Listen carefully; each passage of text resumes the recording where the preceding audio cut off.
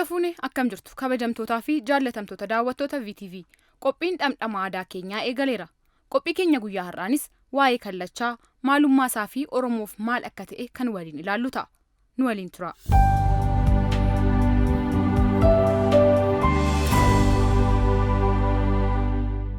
Kallachi meeshaa aadaa Oromoo kan adda irratti godhatamu yoo ta'u, kallacha kan godhatu warra dhiiraati. Kallachi meeshaa nageenyaa fi araaraati. Kanaafis meeshaalee aadaa kamiyyuu caalaa kabaja guddaa qaba. Yeroo baay'ee namni kallacha godhatu bokkuu kan mallattoo abbaa aangummaa agarsiisus qabatee deema. Kallachi kan godhatamu adda irratti yoo ta'u, kan godhatus namoota umuriidhaan bilchaatee fi angafa gosaa ta'edha. Kallachi kan godhatamu faayummaaf osoo hin taane sirna aadaa Oromoo keessatti hiika mataasaa waan qabuufi.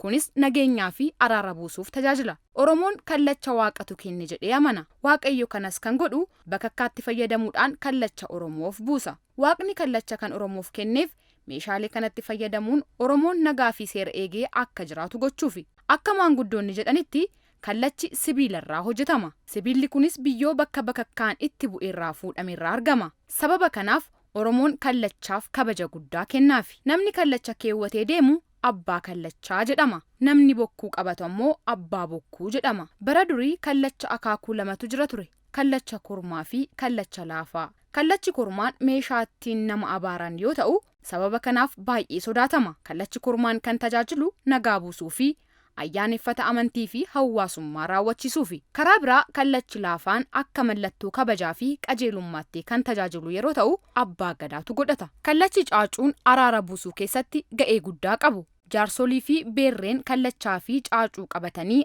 araara dubbatu. Meeshaaleen kun namni firri jalaa du'e gadda isaanii dagatanii gara araaraatti akka dhufan godha jedhamee amanama. Yeroo mariin araaraa godhamu namoonni kallachaa fi caacuu yoo argan nagaan akka bu'u sirriitti amanu.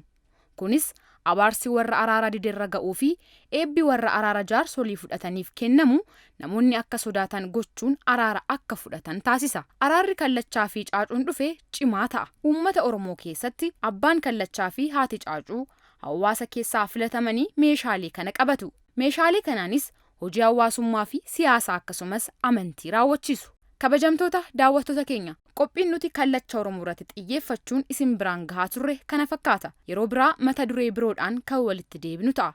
Hagasitti nagaan nuuf tura.